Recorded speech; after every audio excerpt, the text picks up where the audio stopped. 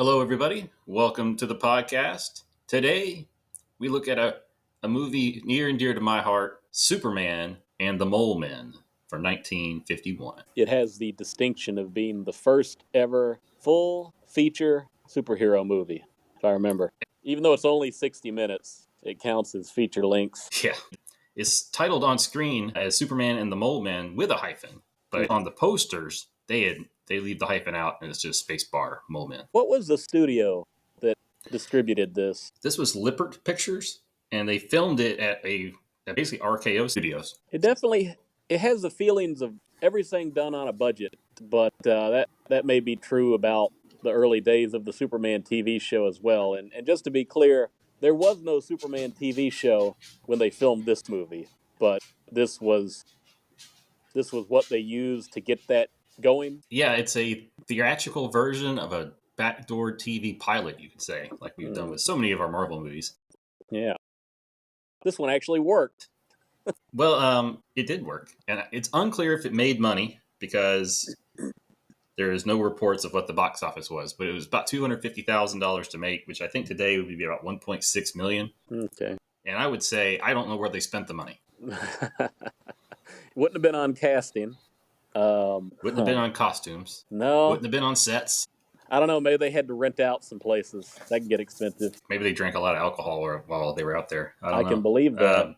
Yeah. With this crew. So I grew up really with George Reeves as my Superman because I hadn't seen the movies and I would stay up late at night with my mom and we would watch Nick at Night and I get all the good old shows, including Superman, probably twice a night. He guest starred on I Love Lucy once, kind of late in his run as Superman. That was good. That's true.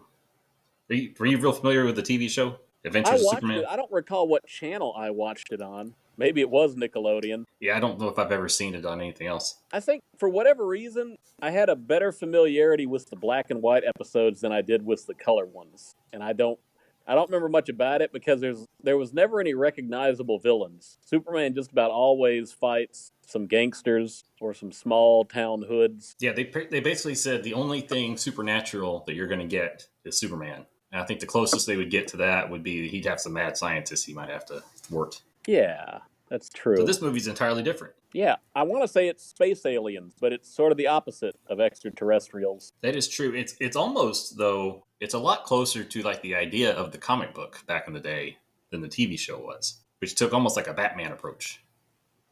Almost an anti-Batman approach because they were actually grounded villains, but whatever. I have heard this movie described as something akin to a Twilight Zone episode. It's got some similarities, and it's really got two parts. It really is like two episodes. The first half is like a detective story, and they're trying to figure out what's going on in this small town.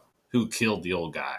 Did he choke on an orange? And then the second half is you're focusing on the villagers chasing the helpless molemen or little creatures, and Superman stopping them and pointing out their bigotry. Hey, does anybody ever call them molemen in the movie? They get compared to moles early on, but is that the limit of it? I think that is the limit of it.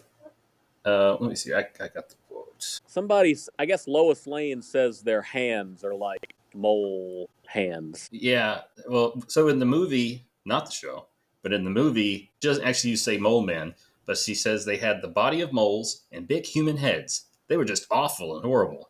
Because that was when she was sure that they killed the poor old man and they wanted to kill me. They film them real creepy when they're creeping around the windows. That is for this kind of movie, that is well done cinematography. No, they kind of remind me of Munchkins got locked in the closet for a few months.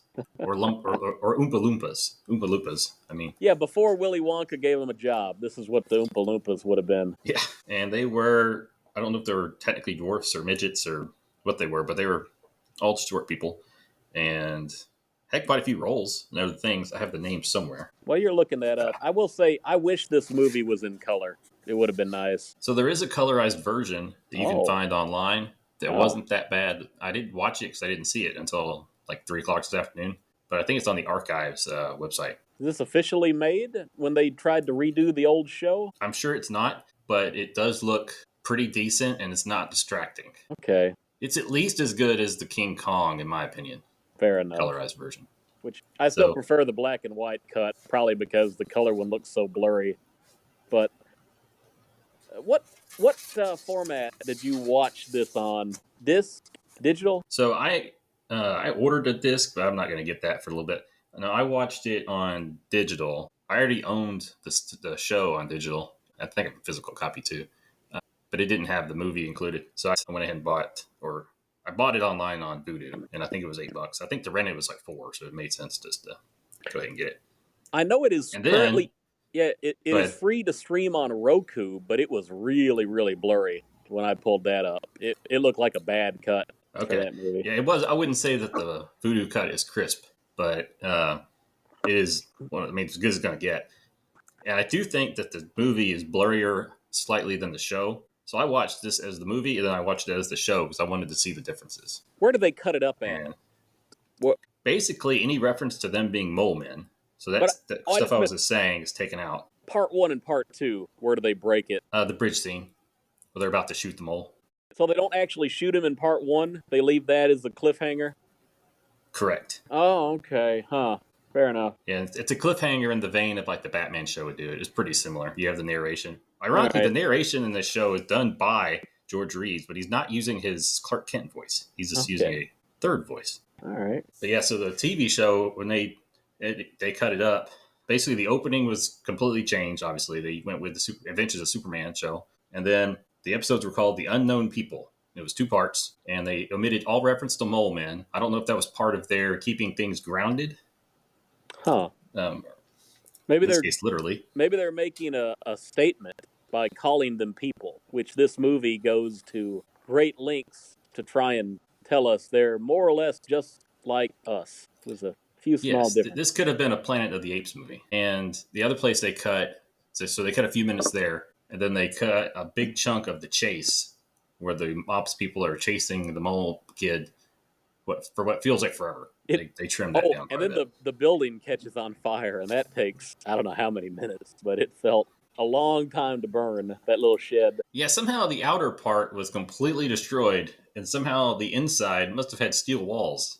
That mole man had quite a bit of time to find that loose board. And a very dry bottom, or whatever you could say, whatever was underneath the shed, be it dirt or straw or whatever, it didn't catch on fire at all, so he could safely crawl out the back. What do you think that shed cost? Or did someone pay them to take it off their hands? It was the most impressive special effect of the movie, I think. It was a good blaze. The dogs were jumping around on it, and then... Man, that's a good question. I assume we had an exterior shed and an interior set, or they used a set for the interior, is what I'm guessing. Oh, yeah. Yeah, they didn't have that poor little man inside there. Although it was the 50s. Back in the day. It was the 50s. They probably could have got away with something like that. Just very sketchy special effect choices. But yeah, you'll be fine. We'll put you in a fireproof suit. I never saw where they filmed it. It kind of looked like Arizona. So what's the name of our town? I think it's in Texas. And I think it's called Silsby. And there is a real life Silsby, Texas, but I think they spell it different. Well, if they spelled it correctly, I would say maybe the town encouraged them to come. But who knows? And when they go, I guess it's the sheriff office. It has the county name on there, but I forget what the name of the county was. Okay. So the movie starts with Clark and Lois arriving in the small town of Silsby, as we just said. And they're going to do a report on the world's deepest oil well. 6 miles deep, right to the center of the earth. So is the Adventures of Superman their universe? Is it a flat earth? What now? You took me The by earth is only surprise. 6 miles deep? Well, I cannot tell you how many miles deep it is, because, yeah, it'd be crazy long if you decided to go from the North Pole to the South Pole the traditional way. But if you just wanted to try and drill your way through, I do imagine it'd be significantly shorter. But, you think about how many miles up do you have to go before you're out of the atmosphere. It's not much at all. I don't know on that question. I'm asking Grok. I know it's more than 6 miles up. What's the only halfway? Yeah, you got to get to the halfway point. 12 miles deep. Just to be clear, yeah. 3 million miles around and 6 miles, 12 miles deep. Well, it surprises Grok's you. thinking real hard. He's processing. He's filtering out conspiracy theories, or maybe he's deciding how not to give you the theory, even though he knows. I'm going to say, assuming it is round. There you go. I like it. Oh, man. geographic facts is going to surprise you. Just has that's that whole centripetal concept, just the circle. It can surprise you. All right, the Earth is about 6,371 kilometers, just under 4,000 miles from the surface to its center. Hold on now. Geographic fact is telling me the center of the Earth is located an impressive. Oh, let's see. I thought it said 3.95. This says 3,959 miles. So that's quite a bit more. Yeah. That's what Brock says. That's So not 3.9. 3,900. Well, that's pretty deep. Now, then the other option is that means the sky of the Earth inside the Earth is nearly 4,000 miles tall. That's your other option on that, is that they have a whole atmosphere in there that they got to the top of.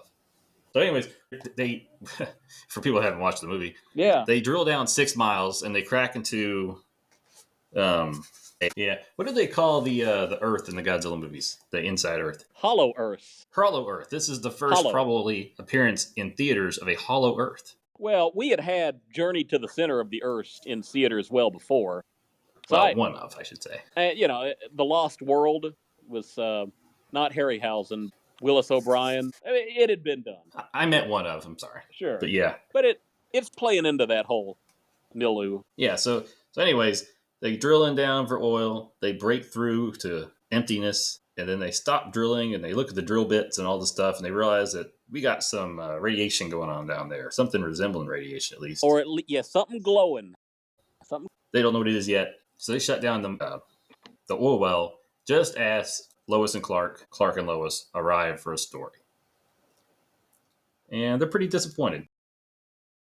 They came all the way from Metropolis to Texas. That's impressive. Yeah, and they drilled 32,740 feet before the drilling stopped. And Clark wants to know why they shut it down, but Corrigan, who's the guy in charge, won't tell him. But they do notice that Corrigan's burying all the tools. So they're disappointed, but what you gonna do? So they're gonna stay in a hotel in town, and once they get there, Clark thinks he wants to go back and see if he can get a story. And then Lois, of course, wants to come too. So while that's going on, you got this Moleman cover, which is covering the hole, and 2 little molemen come out. And we've discussed them. They are basically wearing black sweatshirts and sweatpants with black shoes. They have a bald cap on. They have really weird eyebrows. Oh, yeah. And they basically look like something like an Oompa Loompa and a Homer J. Simpson mixed together. They're like little hobos. They got the creepy walk, like Scooby-Doo villains. Yeah, they kind of walk like a hunchback, or just a creepy kid trying to sneak through the house. They do sneak around. So the watchman of the place, he's eating oranges in his little room. And next thing you know, though, Clark and Lois get there, and they find him dead, choked on an orange. Although the bag was in a different spot than it should have been. Yeah. So Lois says, it's got to be a heart attack, Clark Kent. And he says, maybe not. And they say, well, the oranges are on the floor because he knocked them over. And he says, why did the bag get over here? Yeah. So they freak out. Clark goes to take a look around, tells Lois to call Corrigan, let him deal with it. Yeah, the foreman. And he goes out, investigates. And then Lois is on the phone. And then the little molemen, the little mole kids, they peek through the window again. And she screams. And you kind of get a commercial break there. It's a good scream. It's not a long one, but Phyllis did a fine job just with a bone-chilling scream. And then if you're watching the movie version, you'll see they cut to the doctor and Clark, and she's explaining what happened about these horrible creatures that resembled moles, and that they killed the doctor. They killed killed the watchman, and they were going to kill me too. And you would not have seen any of that if you're watching a TV show. Lame. Yeah.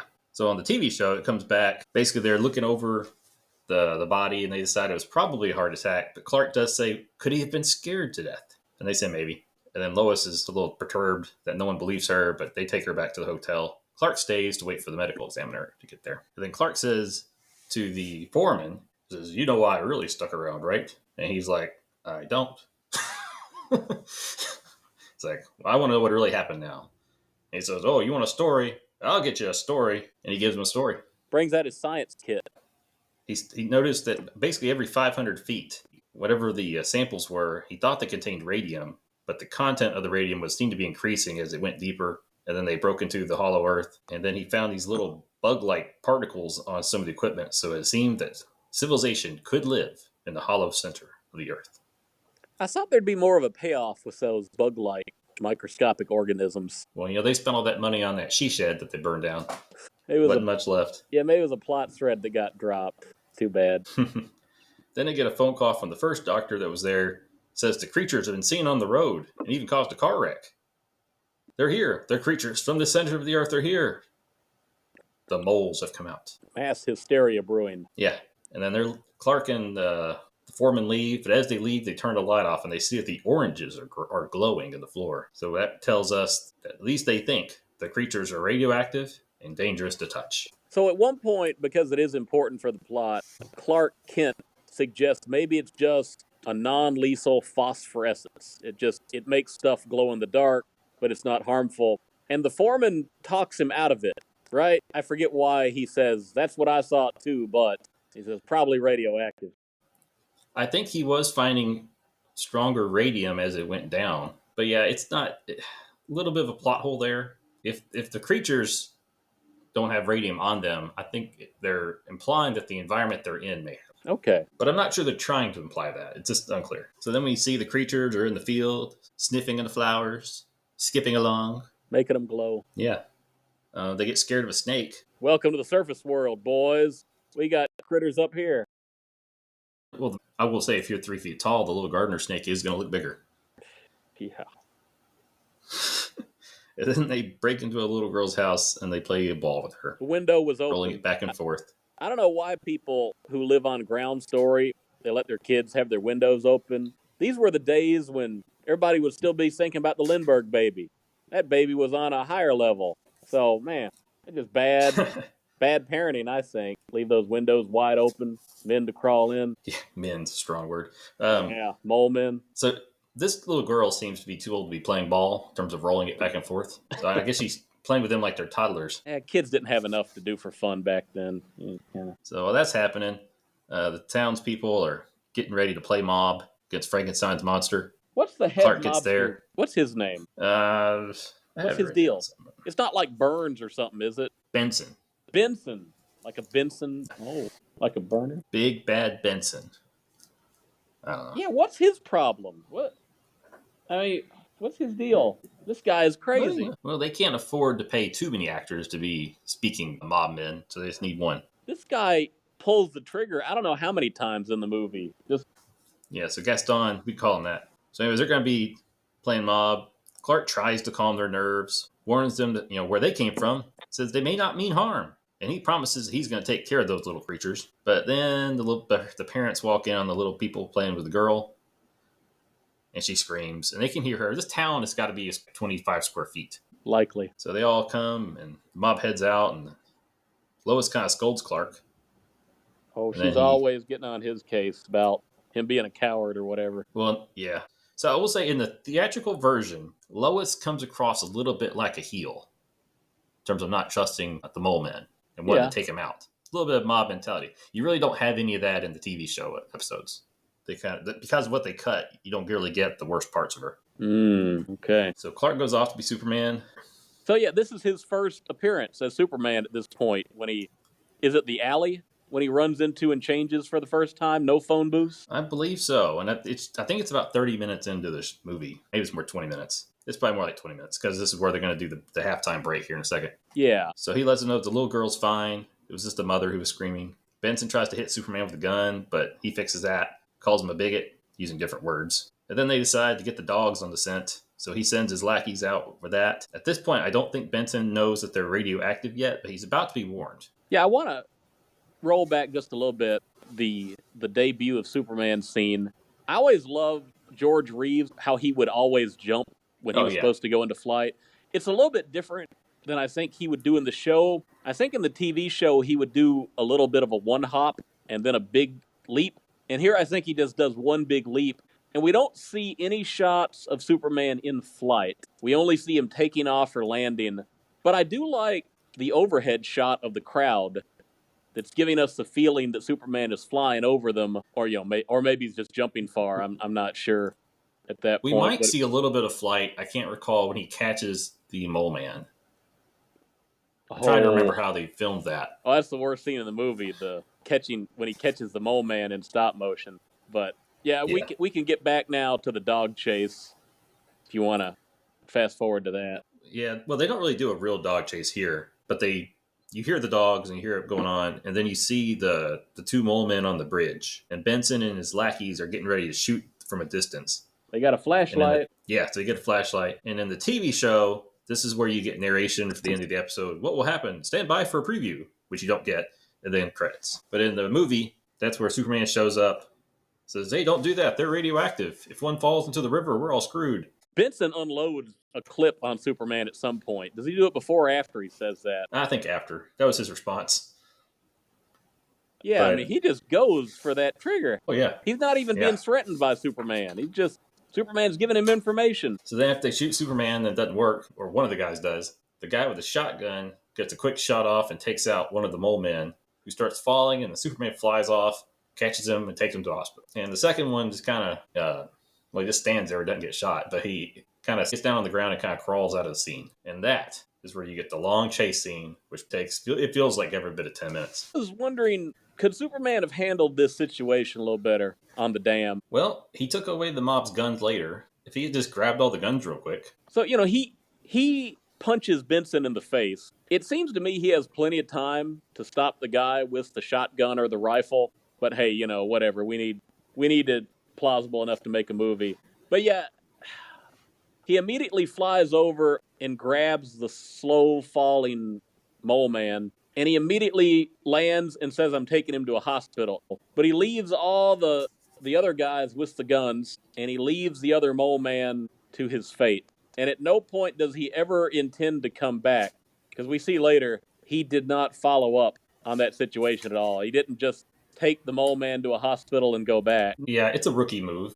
So Christopher Reeve movie, the first one, it gave us the dilemma of whether he was going to stop one nuke from going one place or another. He had to save Lois's life or stop a nuke from knocking California off the continental U.S. But this movie goes for take one mole man to the hospital or leave the other one to its fate.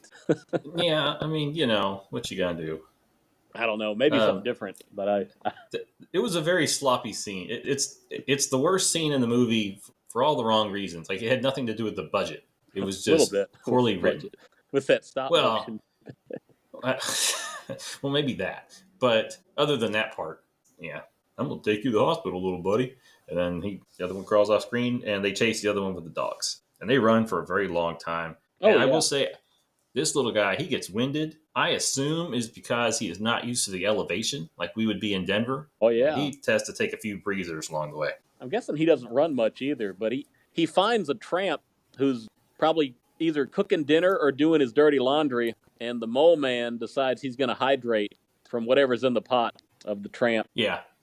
I don't know if running is the right word. We could say he was walking with style. Oh, okay. He was trotting, lunging, lurching. And the dogs, I guess they're just having a hard time with the scent, because that's why they're kind of implying that they can't keep the scent, even though he's not really doing anything to lose them. But eventually he runs into a shed, climbs through the window. But that's right when the dogs get there, so they see him go in. And then I think because they saw that he was glowing, the stuff he was touching was glowing, they decided, probably shouldn't let the dogs eat him. Probably bad for their health. So they decided to burn it down instead. And it burns for a long time. Big old flames. You would think they would plan to surround the shed from as many angles as they could in case he did try to escape. But really, they only watched the front door and the front window that the mole man jumped in through. Yeah, and I think this scene probably cost them about $300 worth of props. It ain't much. But eventually the little guy, the little buddy, he finds a loose board on the floor, and he escapes out the back. And they do note that they didn't hear a scream, but the building's so hot, there's nothing they can do about it right now anyways, so they head back to town. Yeah, we'll wait on the body later. Yeah, and the mob tells the sheriff that they killed both of them. The sheriff says, not quite right there, buddy. One's at the hospital. Superman saved it. And there's a little bit of argument. Benson pulls a gun on the whole sheriff's office. Yeah. How you get away with that? Their sheriff kind of comes across like Barney Fife. I won't argue with, but again, you pulled a gun on everybody in the sheriff's office. You get away with that? Apparently. Okay. But he leaves, and then 2 cops follow, and then 2 more go to warn Kent at the hospital. or one cop and the foreman. One How of do the they other. get there before the angry mob? Well, Oh, I think if you look out the jail, you can see the hospital, and you can also see the hotel. I think there's only 3 buildings in okay, this fair. place. Benson had to go get a mob before he went to the hospital. Right, that's There fair. you go. And the hotel, and the mob lives at the hotel. I'm Mm. pretty confident. I don't think these people have homes. They might all be workers in the drilling project. Maybe it's a mining Maybe. town, something like that. I don't know. Huh. And then Okay. we go to the hospital, and Lois is the head there. of the hospital, yeah, Oh, no. Lois is there too.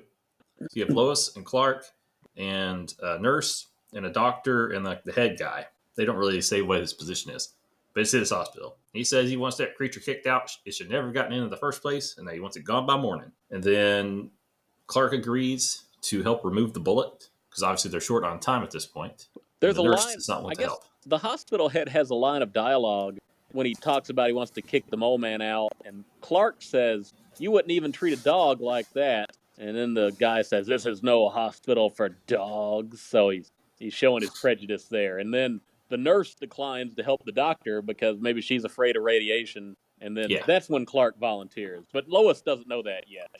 She's not there for that part. yeah, you're right. Lois is not there yet, and then so he puts on the little suit thingy that you need when you're at the dentist and they're taking the X-rays, and he goes and he helps the doctor, which is ironically made of lead, and he helps the doctor get the bullet out. And then I think we go back to the mob at this point because they're coming up with a plan to string up the little guy So because the sheriff shows up, and then they throw the sheriff in jail. well, the foreman is there, and Lois is there, and the PR guy that brought Lois and Clark. They're Oh all in yeah. front of the hospital.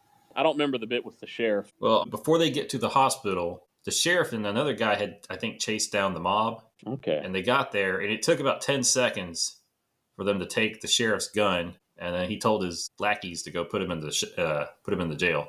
This town needs a U.S. Marshal to bring law and order to this crazy one-horse town.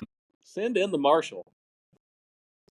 Yeah, Superman, he's having to do a lot of multitasking in this little town. And then they go back to the hospital. Dr. Clark Kent has been successful in the operation, and they are amused, but just how close to human this little creature seems to be. I guess its chest structure mirrored the human being 100%. It just had as they put it, a hairy covering. I don't want to see that. Yeah, and they said they'd like to study its large head. But before they get to dissect him, Yeah. go ahead. Yeah, I've seen enough Frankenstein movies to know how that goes. Yeah, there's an implied dissection going on here. And that's when Lois arrives and chastises Clark for his double life, which you get in all the episodes. Oh man, yeah, I don't know how he deserved it in this one, but you know. He was helping. I mean, he theoretically he's doing his job too, because how much more of an exclusive can you get than to be there when a Oh doctor yeah. removes a bullet from a very strange creature who's. I mean, he is Raymond Burr in Tokyo. Oh yeah. Lois is just mad because she's been locked out of the. She's been missing all the action. That's what I think. She's jealous. Yeah. So they go outside and they see Greg and Corrigan coming. And then they tell them that the lynch mob is coming. They're right behind them. Clark goes inside. The very calm mob arrives. Yeah. I wouldn't say this is a raging mob with torches or anything. I mean, they do. They start grabbing people. They get into it, put hands on Lois, and shove the other guys away. Yeah. I just mean on the way up, they look like a bunch of men waving their canes saying, "Get off my lawn." Oh, that they do. Yeah. So there's a little bit of a scuffle. They remove Lois from the situation, or from the front of the door at least. Superman comes out. One of the littler mob guys says they should string up Superman. Oh, yeah. And he gives a nice quote about, "You have one more chance to stop acting like Nazi stormtroopers. That little creature has as much right to live as you do. You just need to remember you invaded his world." Yeah, Benson does not deny that resemblance. The Nazi stormtrooper bit. No. And then immediately after he says that, somebody shoots at him. Lois is almost shot and they bust a window. And then Superman says, "Obviously, none of you can be trusted with guns, so I'm going to take them away from you." And then they all shoot him over and over again. A bit totalitarian, sure, but, you know, the town needs a U.S. Marshal. I guess Superman is the closest they got at that point. Yeah.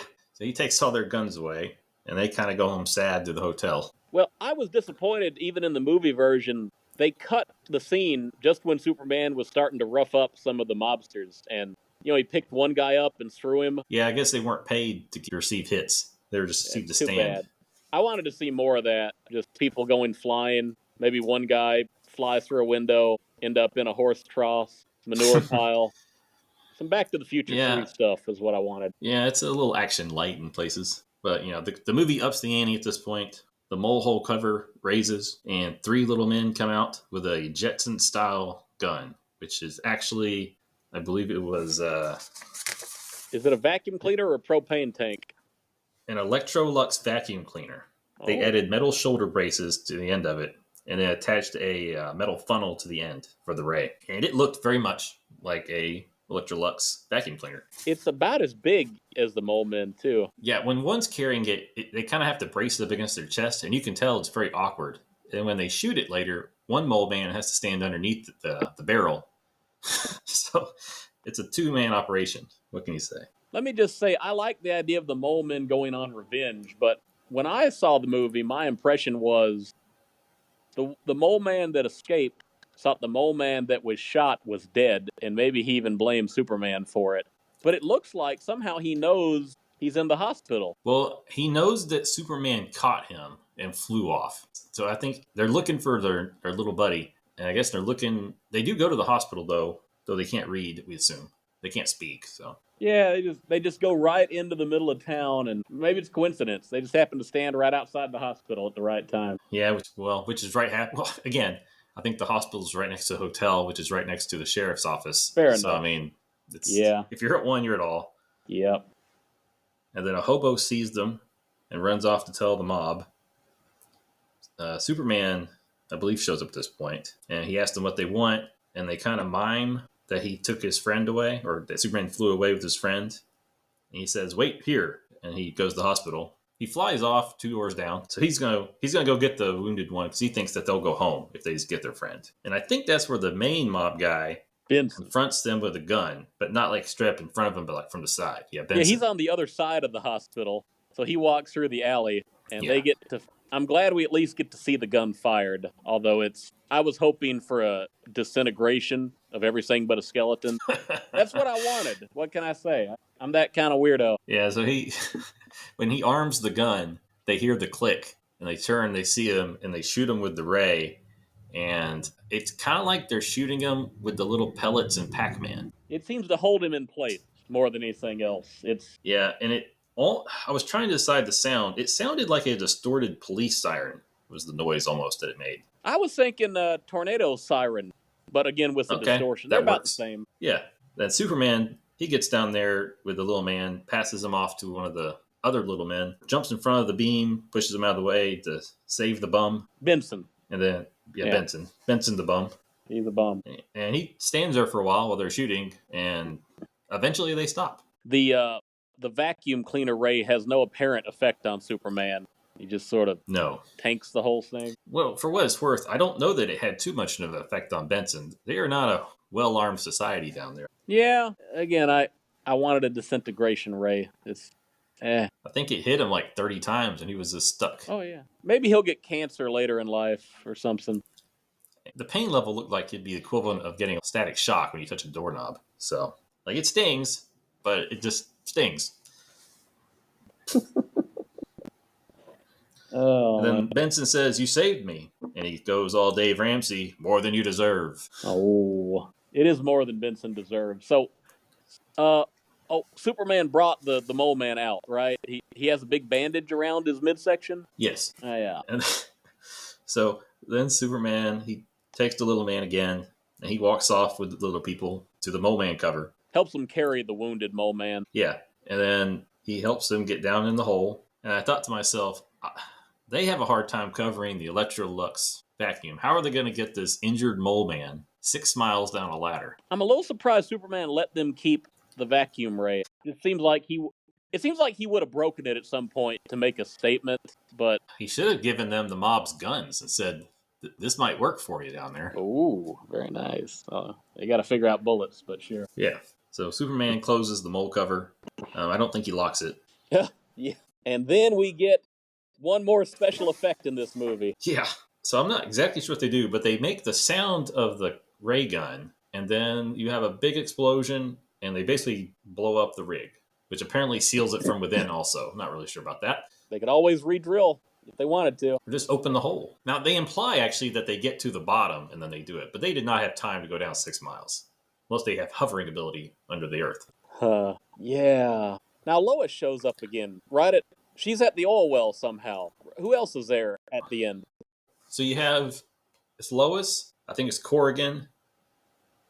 The PR guy? I think there was one other person. I can't remember if it was the PR guy or not. But they shared the great news that they were never really in danger in the first place. The little people were not radioactive. Harmless phosphorescence. Just like Clark Kent said at the beginning. No worries. And then the movie ends. This is actually where the tower blows up. And Lois says, it's almost as if they're telling us, you go live your lives, and we'll live ours. And Superman nods in agreement slowly. End credits. Coexist, baby. Yeah. Segregation. That's the way to go. There you go. You stay down there, we'll stay up here. Never the twine shall meet hollow earth and surface dwellers. Sound like King Kong, and that was the agreement King Kong and Godzilla had at the end of their crossover movie. You are correct. And he got an upgrade under the earth, too. So maybe they'll upgrade their ray gun. Yeah. Huh. I can't say ray gun now without thinking of that dancer lady. Oh, boy. Yeah. I can't. It's hard. That Australia human studies professor who went to the Olympics. It's a vacuum ray. Yeah, vacuum gun. Vacuum blaster. And this was the only appearance of the Molemen. Obviously, it was filmed before the show, aired at the end of season 1, really just before the beginning of season 2. But they do not reappear in any of the other seasons. I kind of wonder why they lost the name Molemen, other than maybe it was embarrassing to look at them and say that's supposed to be a moleman. That's supposed to be a mole. But I imagine it may have had something to do with rights, whatever the TV studio, CBS maybe, and the movie studio, but that's just my speculation. I don't know. Maybe it was a merchandising thing, and they had to avoid potential overlap. I mean, there wouldn't have really been any other mole men introduced. It's funny, like, there's so many different kinds of mole men. Yeah. In comic book lore, or movies about comic books, or movies pretending to be comic books. What's your favorite mole man? I know most people will talk about the Disney and Pixar and the Incredibles, but I like the guy from Disney's Atlantis. Doesn't he go by the name of Mole, the digger guy? I didn't watch that, actually, so I'm not sure. It's a terrific film. It's got Jim Varney in it as the cook, but it's got an explosive expert. I forget his name. But the guy who's the digging expert, I think he goes by the name of Mole. So that's pretty cool. Okay. What about also Morocco Mole from Secret Squirrel cartoons? Hanna-Barbera. I haven't seen it, but apparently there's a movie in 1956, The Mole People. Yeah, I haven't seen that one. There's a list, but apparently there's not a lot of articles about all the examples of mole men. It's too bad. I wonder if there are any mole women down there. I don't want to know anything about how they reproduce. Maybe they're single-cell organisms. They just grow into mole men, and then they die, and the new organisms reproduce. All right. Rock comes through. You have The Mole People in 56. You have Underground in 2011, City of Ember in 2008. Those are the movies. TV series, you got, I have to think about these. You have, in the Flintstones, apparently, they're mole-like creatures in an episode. Huh, that's new. I guess in Kim Possible, there was the Mole Rat Madness episode. Oh, okay. And apparently they were in Phineas and Ferb, too. So none of the ones I want to see are on this list, but, to me, these are the best mole men because they look so silly, and they're so cute in an ugly kind of way. Yeah. Like, they just look adorable. And you can't tell if they're, if they have prosthetics to make them look old or if they just look like little old men. Because they carry themselves like little old men. That they do. And we should give them their credit. They were John T. Banbury, Billy Curtis, Jerry Marin, and Johnny Raventini as the Mole Men. Uncredited.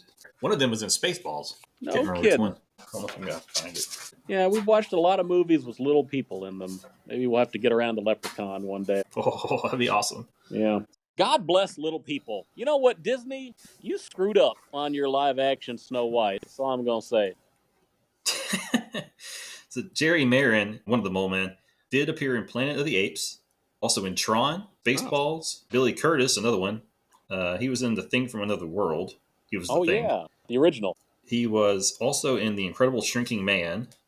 And he played a Martian in Angry Red Planet and a child ape in Planet of the Apes. So both of them were in Planet of the Apes. Both of those guys. Love it. I don't see anything about the third one.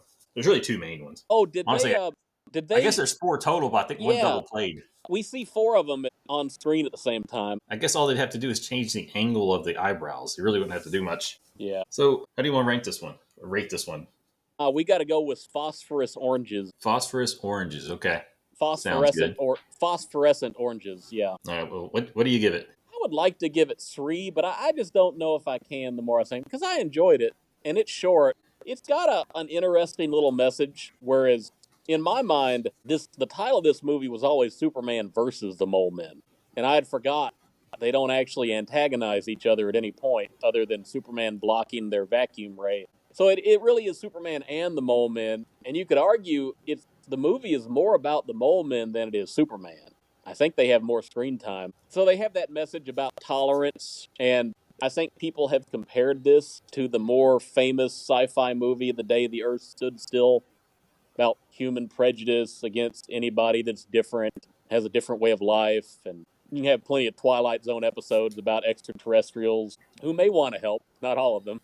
Sometimes they want to kill humanity, but I don't know if there was any intentional effort to kind of make the case about human prejudice and what kind of prejudice. Is it racial? Is it ethnic? Is it national? I've seen some things online about just the communist Red Scare, and somehow this movie is doing commentary on how a lot of people, especially in Hollywood, were blacklisted because they were suspected to have communist ties. I Yeah, think even the McCarthyism. guy who played Benson was connected to that, whatever his name was. But I don't know. It's just, without having to deal too much with the real world politics, it's just a nice little message. But if I'm being honest, I would have preferred there be a little bit more tension in this movie. Like, I'm okay if the Molemen came out innocently just to see what was upstairs, and then they felt disrespected, and then they really did try to do some damage in the town. And maybe the movie ends with a little bit more tragedy. Maybe somebody dies on both sides of the Silsby town and the Molemen. It would have been interesting. It would have been interesting to see what this movie would have been if it had not intended to be a pilot. Okay. So on the note about the whole radium bit, and again, I'm disappointed that they play up the idea that the creatures are radioactive only to say, nah, no big deal, because then the ending loses a bit of steam. Because if the creatures really are radioactive, then it's clear they probably can't coexist in human society. So Lois's point makes a lot more sense. As it No, I is, mean this movie really ends with segregation. yeah, it undercuts whatever message it's really trying to play up. That they're just like us, except a little bit hairier, and they got big heads. So No, they look funny. they kind of wrap up the episode or the movie like you would wrap up an episode of a syndicated show, like The Adventures of Superman. Like you Yeah, almost have to reset the world because there's no status ongoing quo. narrative. Yeah, Yeah. I'm probably going to give it 2 oranges out of 5. They're glowing oranges. It's a glowing 2 orange review, but I have a hard time giving it a 3, even though I do like it. And I'd recommend it to people too, but it's just a bit of a letdown at the end. Okay. I agree with pretty much everything you've said. I would be interested if this had not been for a TV show, but was going to say it was a serial, which I haven't seen the other two. Would it have had higher stakes? Would it have had more tragedy? Would they have done a little more of the having an actual villain other than Benson? Yeah, Benson, what a nut. So all that being said, I'm giving it 5 out of 5. Wait, you're giving it 5 oranges out of 5? 5 glowing oranges. This is George Reeves, man. Hey, My Superman. now I'll tell you what, we could talk all day about George Reeves and his relation to Superman and typecasting and tragedy. But for as cheap as this movie looked, and for as cheap as the show looked, especially early on, the one shining star really is every time George Reeves is on screen. Whether he's Clark Kent or Superman, he just commands every moment that he's in. Even if he's just standing around with his hands on his hip. Oh yeah, and his Clark Kent, which I appreciate, was not a bungling idiot. No, He was Lois a thinks he Batman-esque is, but detective. He played more of a Bruce Wayne character as Clark Kent than oh yeah. anything. And I don't know how the comics did back then. I'm not sure what they did, but it seems like in all the movies, they always want to play up Clark as this idiot so that people don't recognize him as Superman, even though he doesn't even change his hair. So I appreciate this. Yeah, I think George Reeves is Superman. 5 out of 5. it that's a discussion for another day, I think, if we do another Superman movie about how far apart do you have to make Clark Kent and Superman, and who's the real person, in because different shows and movies will do that differently. Is he really Clark Kent deep down, or is he Superman? And people have different opinions. But George Reeves is both. I think we can give him credit on that. Oh yeah. And I don't know how much love for the character George Reeves had at the end of the day, but we still love him in 2025, and that's saying something. I like to think that he'd at least be proud of that. I think that's overplayed too. I think he probably had a personality similar to that of like Robin Williams, Yeah, but he never spoke ill of the character out loud. Whether yeah. he thought so privately, maybe he did, maybe he didn't. And it sounds like he really appreciated his fans of the little kids. He even stopped smoking. He quit smoking because Superman can't smoke. Didn't help him live any longer, I guess, but No, and not like Jim Varney. no, but I don't know. I think it's a little overplayed. I His hope so. disgust for it, I but mean, who he knows? he looks like he's having a ball every time he's on screen, even How when would he's you got an not? angry look on his face. Oh yeah. Well, he had just signed a contract for 2 more seasons, Oh, okay, great. Yeah, but yeah. It's hard to say what kind of legacy this particular movie had, other than it did get the TV show going, set everything in motion. well, I mean that's a pretty big legacy. But Yeah, if it had just been a standalone and they hadn't done a show, it probably would be just as obscure as the serials, honestly. yeah. There's a lot of people who played Superman before and after, and we don't remember. Maybe not a lot, but a handful of people who played him before George Reeves and after, and I don't know their names off the top of my head. Well, you have Christopher Reeves. Well, that's different. He was the first guy since George to be remembered as Superman. Well, and it helps we only had to know one last name. Just put a spell different and put an S at the end or not. Yeah. Yeah. No, I think those two are really Superman. I mean, they were Superman from 1950 to what, the late 80s. I can't remember when Superman 4 came out. Yeah. I mean, 87, I I mean, think. yeah, Yeah. you're talking, basically 30 to 40 years they were Superman, and they were both iconic, and they weren't really trying, because one was television and one was movies, didn't even have to worry about comparing. They were just both That's great. that's true. Yeah, they got to play it very differently, but And then the next Superman movie, they tried to make him be Christopher Reeves, so that guy's not going to be remembered. Brandon, I can never pronounce his last. Now I got a soft spot for Dean Cain and Terry Hatcher and everybody else in the I do too. ABC But show. I agree, but I could go 5 years and not think about that show one time. All right. All right, well, that's been Superman and the Molemen, or The Adventures of Superman, Part 1 and Part 2. The strange people. Uh, What was the it Unknown called? People. The I had to unknown find it, people. so. The Yeah. Unknown People. They could have said The Little Creatures Part 1 and 2. I think that's what they called them on most of it. Should have been Little Creatures question mark. Yeah. There you go. All right. Well, we'll see y'all next week. Thanks for coming. Bye-bye.